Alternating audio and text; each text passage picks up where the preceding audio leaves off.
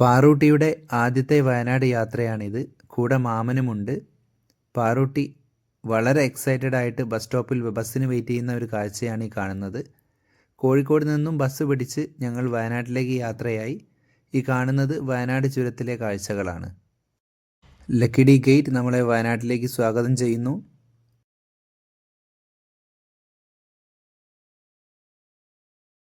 ഇത് വ്യൂ പോയിന്റിൽ നിന്നുമുള്ള വ്യൂ പോയിന്റിലെ കാഴ്ചകളാണ് കാണുന്നത്. ഒരുപാട് യാത്രക്കാർ അവിടെ നിന്നുകൊണ്ട് ഫോട്ടോസും വീഡിയോസും എടുക്കുന്നത് നമുക്ക് കാണാം. പാറൂട്ടിയും ഈ ട്രിപ്പ് നന്നായി എൻജോയ് ചെയ്യുന്നുണ്ട് എന്നാണ് തോന്നുന്നത്.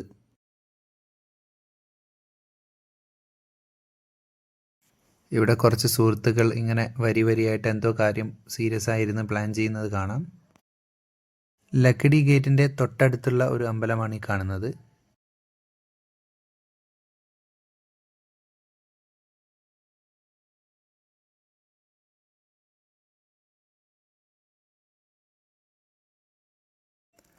അതിനുശേഷം ഞാനും പാറൂട്ടിയും നേരെ ചെന്നത് oriental school of hotel management ഒന്ന് കാണാനായിരുന്നു. ആ കോളേജിലെ തന്നെ 2009 ഒരു പൂർവ്വകാല വിദ്യാർത്ഥിയായിരുന്നു ഞാൻ. സ്കൂൾ ബസ്സെല്ലാം കാണുമ്പോൾ പഴയകാല ഓർമ്മകൾ മനസ്സിലേക്ക് വരുന്നുണ്ട്.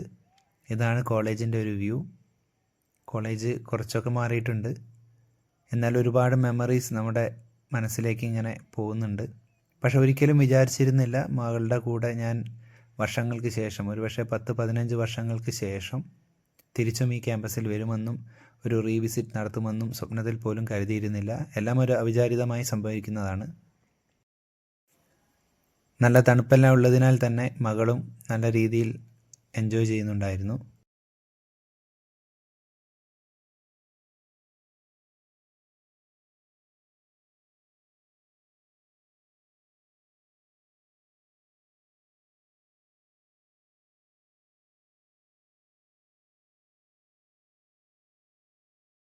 നമ്മുടെ സ്കൂളിൻ്റെ റിസപ്ഷൻ ഭാഗമാണ് ഈ കാണുന്നത്. സൺഡേ ആയതിനാൽ തന്നെ അത് ലോക്കായിരുന്നു. സെക്യൂരിറ്റിയോട് കാര്യങ്ങളെല്ലാം ചോദിച്ചും പെർമിഷൻ എടുത്തതിന് ശേഷമാണ് പോയിരുന്നത്. സൺഡേ ആയതിനാൽ ടീച്ചേഴ്സും നോൺ ടീച്ചിങ് സ്റ്റാഫ്സും ഒന്നും ഉണ്ടായിരുന്നില്ല.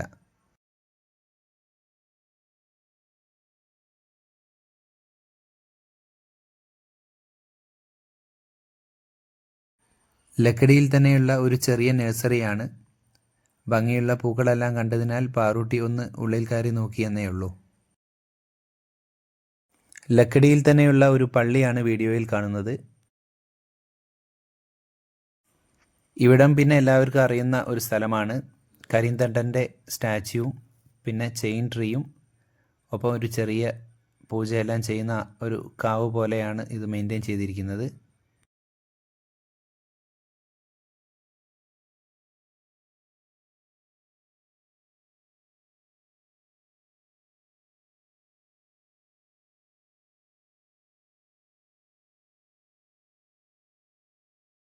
തൊട്ടടുത്തുള്ള ഒരു അഡ്വഞ്ചർ പാർക്കാണ് ടാൻസാനിയ അഡ്വഞ്ചർ പാർക്ക് ലക്കിടി.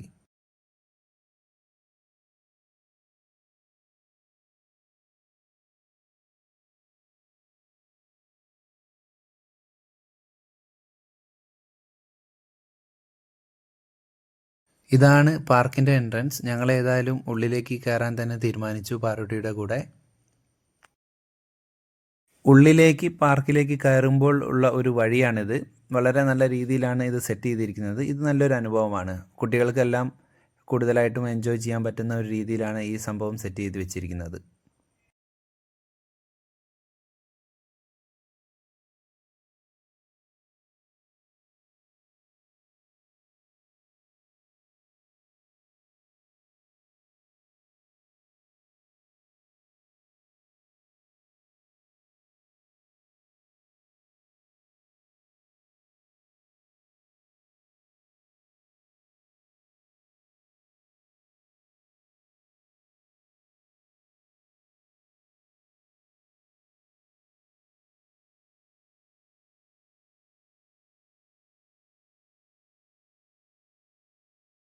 ഇതാണ് പാർക്കിലെ കാഴ്ചകൾ. പാറൂട്ടിയും ഞാനും നീരജും ചേർന്ന് പാർക്കൊന്ന് ചുറ്റി കണ്ടു. എൻട്രി ഫീസിന് കൂടാതെ ഓരോന്നിനും ഇവിടെ സെപ്പറേറ്റ് ചാർജസ് ആണ് അവർ ഈടാക്കുന്നത്. 50 രൂപയാണ് നമ്മൾ അവിടെ ഓരോന്നിനും അവർ ചാർജ് ചെയ്യുന്നത്. അവിടെ ചെറിയ ഷോപ്പുകളെല്ലാം ഉണ്ടായിരുന്നു. നമുക്ക് വയനാട്ടിൽ തന്നെയുള്ള പല ലോക്കലി അവൈലബിൾ ആയിട്ടുള്ള ഐറ്റംസുകൾ നമുക്കിവിടെ വാങ്ങാൻ കിട്ടും. എസ്പെഷ്യലി ചെറുതേനെല്ലാം കാട്ടുതേനെല്ലാം നമുക്ക് ഇവിടെ നിന്നും വാങ്ങാൻ കിട്ടുന്നതാണ്.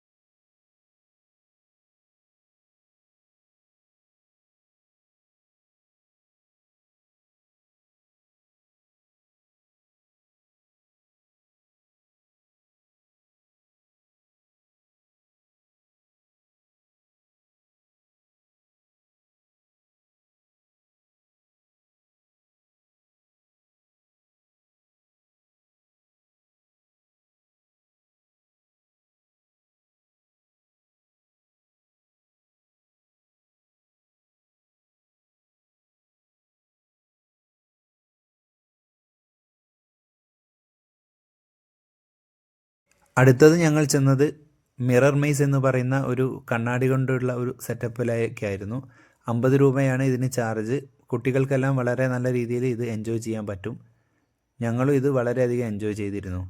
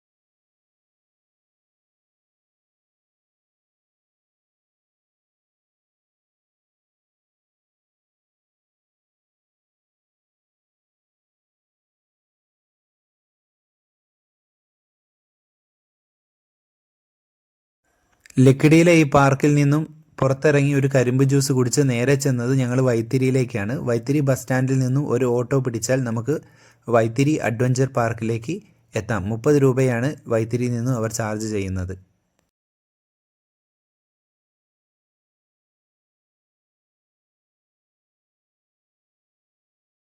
ഇതാണ് വൈത്തിരി പാർക്കിൻ്റെ എൻട്രൻസ്.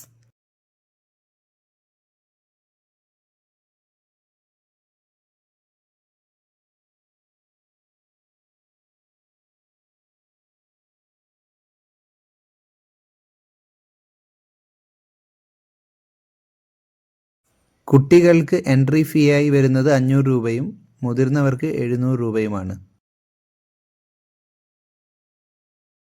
ഇനി നമുക്ക് പാർക്കിലെ കാഴ്ചകളിലേക്ക് ഒന്ന് പോകാം.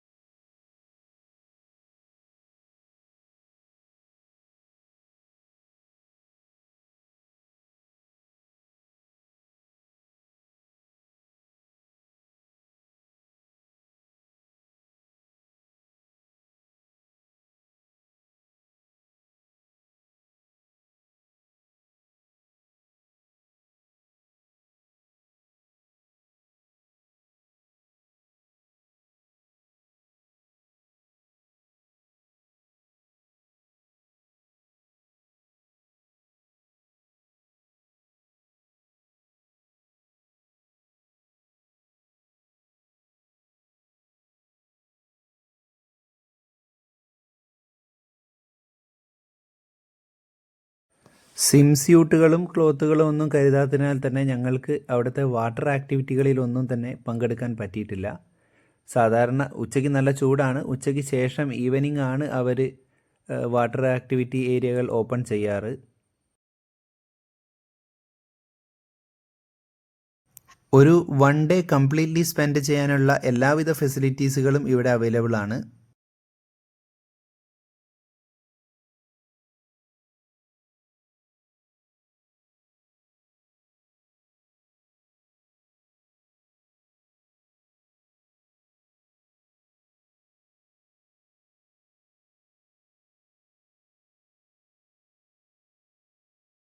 പിന്നെ ഓർക്കുക, ഇതൊരു കംപ്ലീറ്റ്ലി ചിൽഡ്രൻസ് ഫ്രണ്ട്ലി പാർക്കല്ല. 70% കുട്ടികൾക്കും 30% മുതിർന്നവർക്കും എൻജോയ് ചെയ്യാൻ പറ്റുന്ന തരത്തിലാണ് ഇവിടുത്തെ അഡ്വഞ്ചർ ആക്ടിവിറ്റീസുകളെല്ലാം അറേഞ്ച് ചെയ്ത് വെച്ചിരിക്കുന്നത് ഇവർ. ഇതിനുള്ളിൽ തന്നെ ഒരു 12D തിയേറ്റർ അവൈലബിൾ ആണ്. അത് completely on A chargeable basis.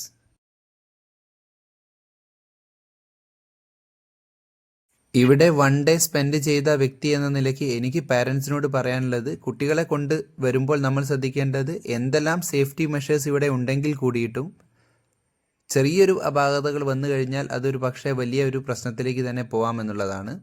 അതുകൊണ്ട് നമ്മുടെ കുട്ടികളാണ്, അവരുടെ സേഫ്റ്റി നമ്മുടെ കൈകളിലാണ്. So safety first, enjoy the fun rides at your own risk. വീണ്ടും മറ്റൊരു വീഡിയോയുമായി വരാം. Till then bye by.